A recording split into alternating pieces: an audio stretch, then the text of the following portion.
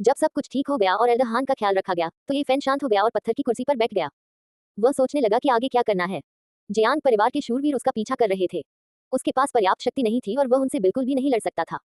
उसके लिए अपना चेहरा दिखाना अच्छा नहीं था। सबसे अच्छा विकल्प छिपना और अपनी साधना बढ़ाना था। इसमें कोई संदेह नहीं कि पहाड़ के गर्भ में बना ये गुफा आवाज छिपने के लिए बहुत बढ़िया जगह थी।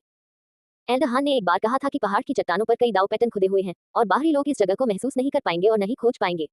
ठीक है, मैं यही खेती करूंगा। ये फैन ने अपना फैसला लेने के बाद पत्थर के कमरे की सफाई शुरू कर दी। सबसे पहले उसने एल्डरहान के शरीर को दवा के बर्तन में डाला और ढक्कन बंद कर दिया। आपने जीवन भर औषधियों को परिष्कृत किया है। इस कड़ाही को ताबूत की तरह इस्तेमाल करें और अपने गुफा निवास में शांति से आराम करें। ये गुफा बहुत विशाल थी, जैसे भूल भुलैया हो।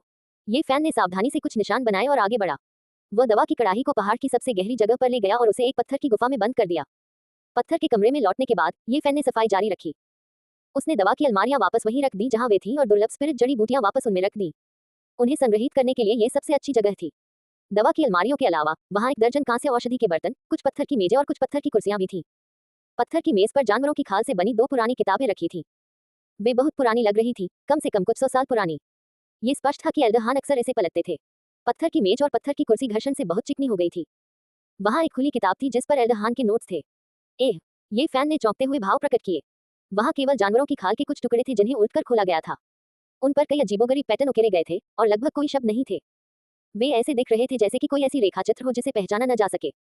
यदि एल्डरहान ने कुछ नोट्स नहीं छोड़े होते तो ये फैन वास्तव में उन अजीब पैटर्न का अर्थ नहीं समझ पाता। यह दाव पैटर्न है। वह चौंक गया। हालांकि यह केवल कुछ पन्नों का था, यह एक अनमोल प्राचीन पुस्तक थी जिसमें दाव पैटर्न दर्ज थे। ऐसा कहा जाता है कि दाव पैटर्न कुछ ऐसा था जिसे प्राचीन काल के सर्वशक्तिमान व्यक्तियों ने स्वर्ग और पृथ्वी की प्रकृति को समझा था। कुछ प्राप्त करने के बाद उन्होंने इसे कॉपी किया था और इसका कुछ हिस्सा पीढ़ियों से चला आ रहा था। एक अर्थ में दाव पैटर्न प्राचीन सर्वशक्तिमान आकृतियों की नकल थे। एक साधक जितना अधिक शक्तिशाली होता था उतना ही वह दुनिया में पारित किए गए दाव पैटर्न का अध्ययन करना पसंद करता था। ये फान ने ध्यान से देखा। सीमित प्राचीन शब्दों से वह जानता था कि यह सिर्फ एक साधारण दाव पैटर्न वाली प्राचीन पुस्तक थी जिस पर बेसिक शब्द लिखा था। हालांकि एक साधारण दाव पैटर्न प्राचीन पुस्तक भी एल्डरहान के लिए बहुत कठिन थी। उन्होंने कई नोट्स लिखे और कई हिस्से ऐसे थे जिन्हें वे समझ नहीं पाए। ऐसा लगता है कि दाव पैटर्न वास्तव में बहुत गहरे हैं। केवल शक्तिशाली साधक ही इसका अध्ययन नहीं कर सकते। यहाँ तक कि एल्डरहान भी केवल दरवाजे पर ही हैं। ये फैन को तुरंत एहसास हुआ कि इस गुफा निवास के बाहर दाव पैटर्न इस पुस्तक के अनुसार एल्डरहान द्वारा सबसे अधिक संभावना से उकेरे गए थे। हालांकि मैं इस पुस्तक को समझ नहीं सकता, लेकिन मुझे इसमें अंकित चीजों का ध्यानपूर्वक अध्ययन करना होगा। अन्यथा बहुत संभव है कि मैं इस गुफा निवास को छोड़कर न जा सकूं। ये फैन ने एक और पशु की खाल की प्राचीन पुस्तक खोली। ये भी केवल कुछ पृष्ठों की थी। ये केवल एक पुस्तक थी जिसमें कुछ प्राचीन दान व्यंजनों को दर्ज किया गया था। शोधन के बाद ये साधकों के लिए बहुत लाभकारी होगी।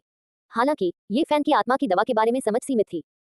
भले ही किताब में बताई गई जड़ी बूटियां उसके सामने रखी गई हो, लेकिन वह उन्हें पहचान नहीं पाएगा। दान को परिष्कृत करने के लिए भट्टी शुरू करना तो दूर की बात है। जानवरों की खाल से बनी प्राचीन पुस्तक में स्पष्ट रूप से लिखा था कि अगर कोई व्यक्ति ऐसी पवित्र औषधि खोज ले जो उसके शरीर को बदल सके तो वह एक अजीब दान को परिष्कृत कर सकता है। इससे न केवल साधक का जीवन काल बढ़ सकता है, बल्कि साधक की साधना में भी बहुत वृद्धि हो सकती है। ये किसी भी क्षेत्र के साधकों के लिए बहुत लाभकारी था। कोई आश्चर्य नहीं कि यह बूढ़ा आदमी मुझे पकड़ना चाहता था। बाद में ये फैन को गुफा में एक पहाड़ी झरना और एल्डरहान द्वारा संग्रहित बहुत सारा भोजन मिला। इससे उसकी चिंताएं तुरंत दूर हो गईं और वह यहाँ मन की शांति के साथ पूरी तरह से साधना कर सकता था। अगले कुछ दिनों में उसने ताओवादी पैटर्न की प्राचीन पुस्तक पर एल्डरहान के एनोटेशन का ध्यानपूर्वक अध्ययन किया। अंत में उसे कुछ सुराग मिले और वह सफलतापूर्वक गुफा के निवास से बाहर निकल गया। उसके बाद ये फान एकांत में रहने लगा। कभी कभी वह कुछ जामुन और जंगली सब्जियां चुनने के लिए बाहर जाता था। ज्यादातर समय वह ताओवादी शास्त्रों की साधना और समझ में लगा रहता था। समय तेजी से बीत गया। पलक झपकते ही 1 साल बीत गया। ये फैन ने सारी स्पिरिट दवा ले ली थी। कड़वाहट का सुनहरा सागर आधी मुट्ठी के आकार तक फैल गया था। ये चमकदार था और इसका सार अंतहीन था। कड़वाहट के सागर के बीच में बादल धुएं की तरह लुढ़क रहे थे, सीधे ऊपर की ओर बढ़ रहे थे।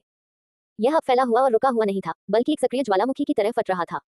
ये फैन की कड़वाहट का सुनहरा सागर शांत नहीं रह सका। ये हर समय बह रहा था, मानो ये जीवन के चक्र से संवाद करने और पवित्र झरने को छोड़ने जा रहा हो। हर बार जब वह अलौकिक अवस्था में गिरता तो कड़वाहट के सागर में लहरें उठती।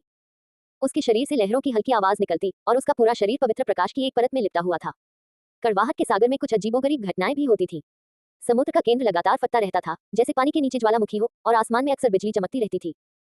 जब वह ताओवादी शास्त्रों में दर्ज रहस्यमय विधि का प्रयोग करता था तो उसके शरीर में अचानक जीवन की एक प्रबल लहर पैदा हो जाती थी। कड़वाहट का सुनहरा सागर एक चमकते सूरज की तरह था। सार की हुई अंतहीन था। उसके अंग और हड्डियां सभी पोषित हो रहे थे और उसका मांस का खोल असामान्य रूप से मजबूत हो गया था। पहले की तुलना में ये बहुत मजबूत था। जीवन वसंत क्षेत्र को तोड़ना वास्तव में कठिन है। ये फैन थोड़ा अफसोस जता रहा था। उसने 5 बार जीवन वसंत क्षेत्र को तोड़ने की कोशिश की थी, लेकिन वह सफल नहीं हुआ था। पिछले 1 साल से वह गंभीरता से दावशास्त्र को समझ रहा था और लगातार अपने हथियार को परिष्कृत कर रहा था। ईश्वरीय धातु के उस टुकड़े को बार बार पिघलाया गया था और लगातार हरे तांबे पर दाव पैटर्न की नकल की गई थी। ये पहले से ही एक असाधारण आभा लेने लगा था और वास्तव में इसमें सादगी और प्रकृति का एक संकेत था। इतने लंबे समय के बाद ये फैन का मानना था कि जयांग परिवार के शूरवीरों को बहुत पहले ही चले जाना चाहिए था और उनके लिए उसे ट्रैक करने में लगे रहना असंभव था। इस दिन उन्होंने गुफा निवास छोड़ दिया और बंजर पहाड़ में दिव्य शक्ति को नियंत्रित करने की कोशिश की। कड़वाहट के समुद्र में लहरें आसमान की ओर बढ़ी और एक ज्वलंत दिव्य प्रकाश उसके शरीर से निकलकर उसे घेर लिया और वास्तव में उसे जमीन से 3 फीट ऊपर उठा दिया, आगे की ओर उड़ गया। प्लॉप।